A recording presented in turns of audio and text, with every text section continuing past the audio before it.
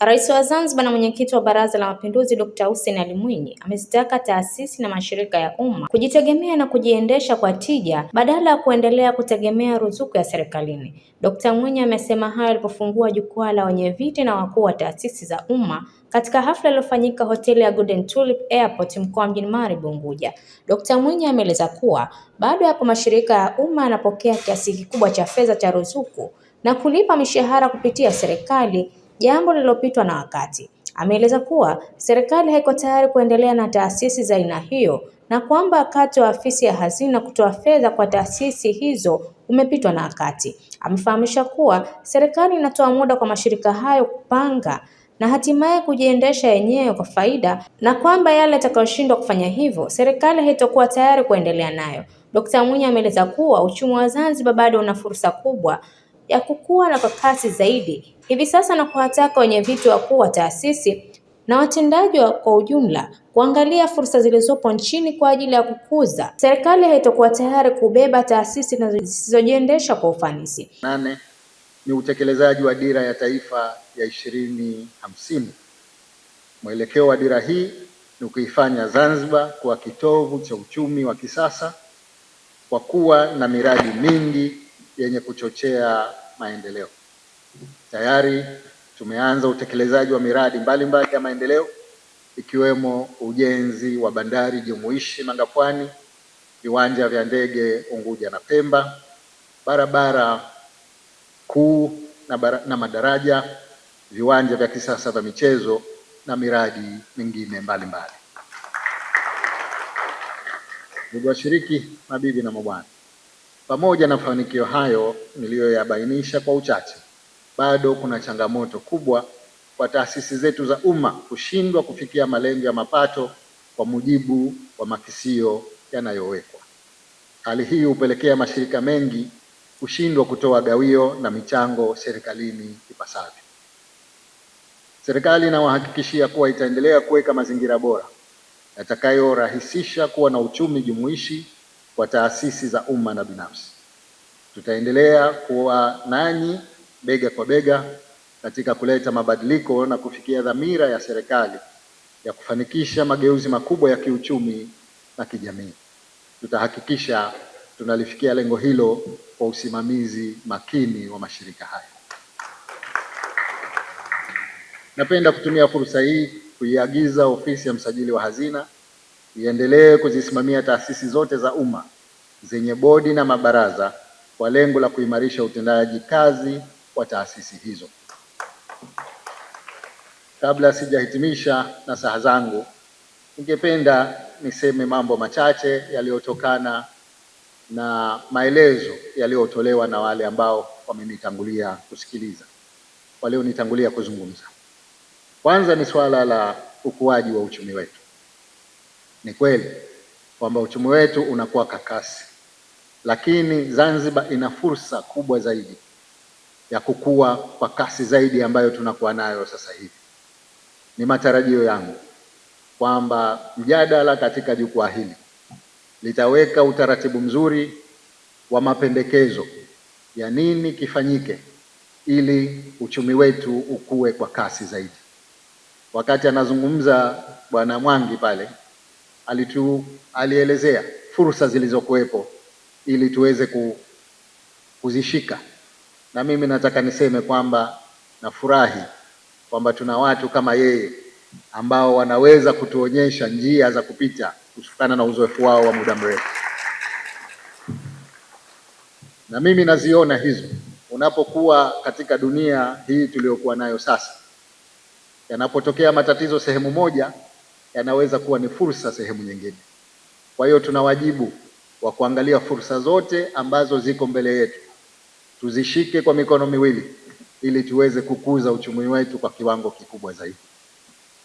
Kuhusu utendaji wa taasisi za serikali, kama nilivyosema awali, bado tuna changamoto.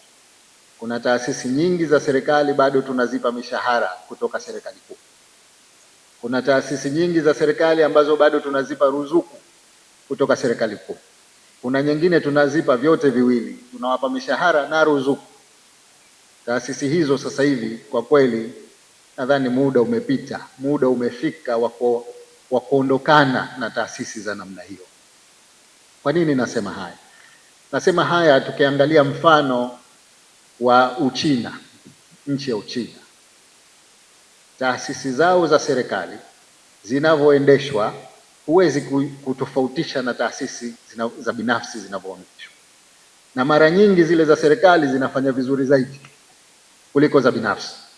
Leo wakikwambia katika ile Fortune 500 taasisi ngapi za China zimo mule, utashangaa idadi yake ni nyingi mno, na karibu zote ni za serikali. Lazima tujifunze kwa mambo kama hayo. Ule wakati wa kusema kwamba hazina iwe sehemu ya kutoa fedha kuendesha taasisi, nadhani wakati huo sasa umepitwa. Sasa hivi taasisi zetu zitengeneze fedha ziingie katika hazina, tupate dividends, na hayo yanawezekana hata kwa mifano ya hapa ndani. Tumeona benki kadhaa hapa ndani ambavyo sasa zinafanya vizuri, zinatoa dividends kubwa kwa serikali. Tuna wajibu wa kuhakikisha kwamba taasisi zote za umma zinakwenda kwa mwenendo huo. Aidha, Dkt. Mwinyi amepongeza ofisi ya msajili wa hazina kwa kazi kubwa anayofanya katika kusimamia mali za serikali pamoja na mashirika ya umma, sambamba na kumtaka msajili wa hazina kuongeza juhudi katika kusimamia mashirika ili kuwa na mashirika yenye uwezo wa kusaidia kiuchumi. Jingine ni swala la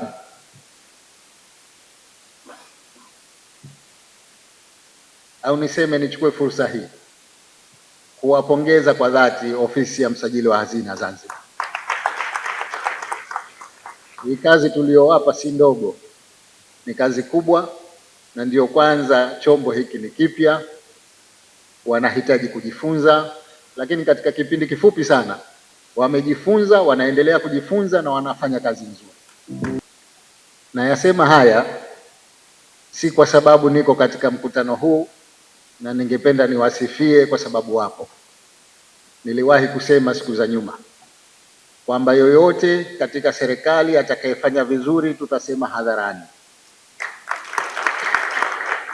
na yoyote atakayefanya vibaya sasa hatutokuwa na muhali, tutaelezana.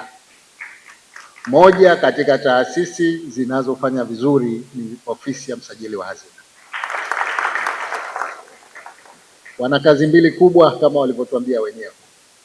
Kazi ya kwanza ni kusimamia mali za umma, na kazi ya pili ni kusimamia mashirika ya serikali.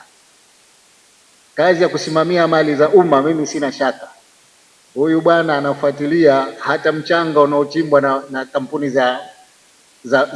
za ujenzi, basi anahakikisha udongo ule unauzwa. Chochote kile ambacho ni mali ya serikali hakipotei. Macho yake makali sana, nampongeza sana kwa kazi nzuri anayoifanya. Zamani mali za serikali zilikuwa zinapotea ovyo, magari, vifaa vya ujenzi, nyumba, yote tumeshawahi kupoteza sana. Sasa hivi macho ya msajili makali sana, hakipotei kitu. Hongera sana. Lakini usimamizi wa mashirika ya umma, hapa sasa ndio hatua ya pili. Namtaka ahakikishe kwamba mashirika yote yanafanya vizuri. Tunaondokana na ruzuku kutoka serikalini kwenda kwenye mashirika hayo. Tunaondokana na mishahara, kuwapa mishahara mashirika hayo. Tutawapa muda, of course, wajipange.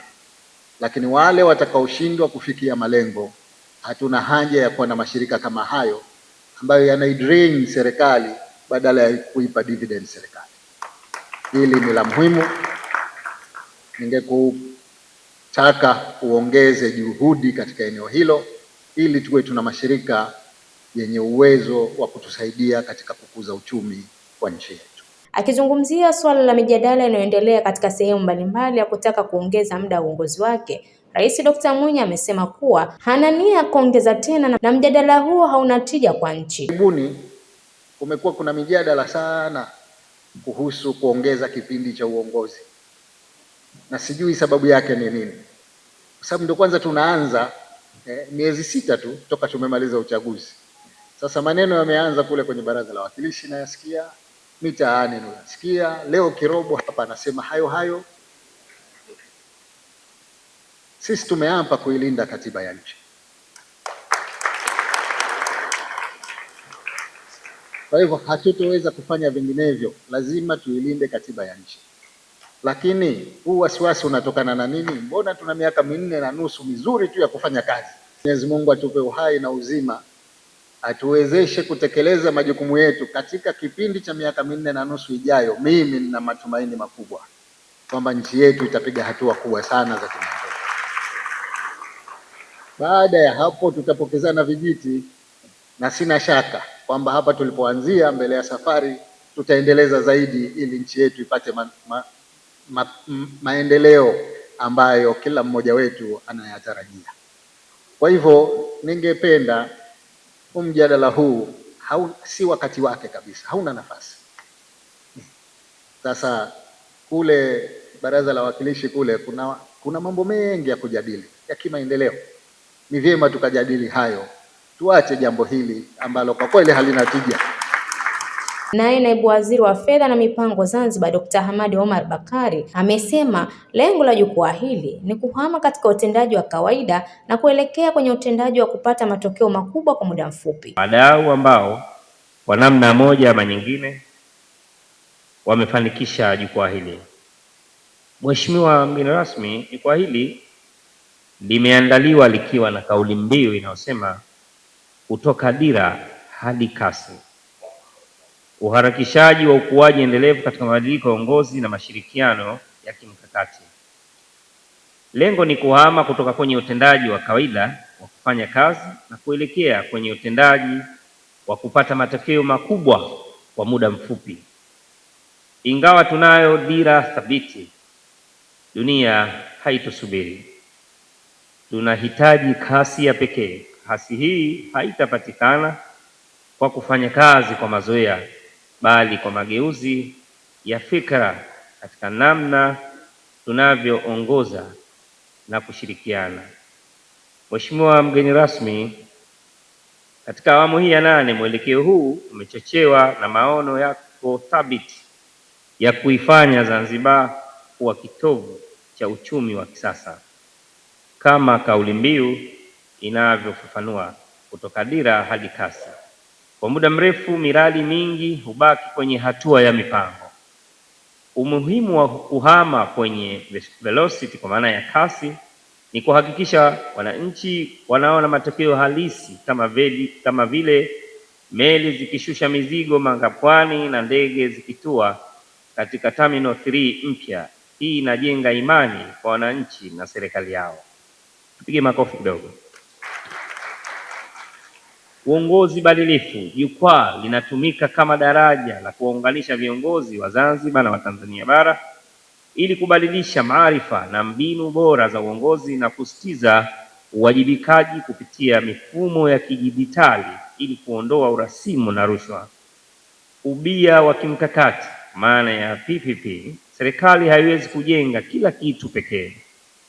Tunafungua milango kwa sekta binafsi kuleta mitaji na teknolojia itakayorahisisha ukuaji bila kuitegemea bajeti ya serikali pekee. Mheshimiwa mgeni rasmi, mazingira wezeshi tayari yapo, lakini dira itabaki kuwa maandishi kama wakuu wa taasisi hawajajenga utamaduni wa kasi na matokeo yanayopimika. Ofisi ya msajili inasimamia mageuzi ili taasisi zijitegemee kibiashara, viongozi wawe wafumbuzi wa mapato na kukuza ubia wa kimkakati na sekta binafsi.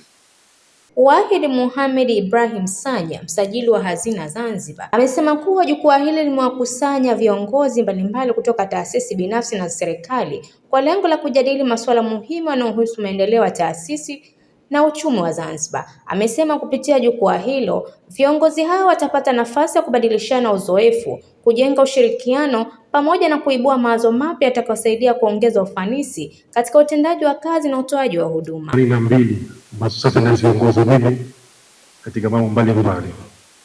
Kwa Mheshimiwa Rais, mimi siwezi nikakusahau nilikuwa nangojea siku ya leo nitoe shukrani zangu za dhati mbele ya vyombo vya habari kwamba nimebahatika sana kuiongoza taasisi hii, na nimebahatika pia kuwa nipo chini ya taasisi hii, Wizara ya Fedha na Mipango. Mheshimiwa Waziri, Mheshimiwa Katibu Mkuu, tunafanya kazi pamoja. Sasa Mheshimiwa Waziri, Mheshimiwa Rais kuja katika tukio letu la leo. Leo tumekusanyika hapa kwa jambo kuu moja. Hafla hii itakuwa kwa muda wa siku 3 ambapo inaanza leo, kesho na Jumatatu. Kwa hiyo walikopo hapa watakaa katika jukwaa hili kwa muda wa siku 3, watajadiliana mambo mbalimbali.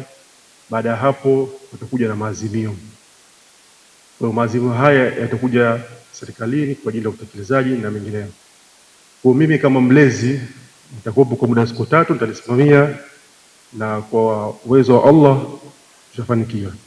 Jukwaa hilo limekutanisha wakuu wa taasisi mbalimbali, limeambatana na maonyesho ya kibiashara. Nikiripoti mimi ni Fatma Haji wa VOP TV. Tembelea YouTube channel yetu VOP Online TV kwa habari moto, subscribe kisha bonyeza alama ya kengele ili kuwa wa kwanza kupata taarifa zetu. Usisahau kulike, kucomment na kushare. VOP Online TV. VOP Online TV.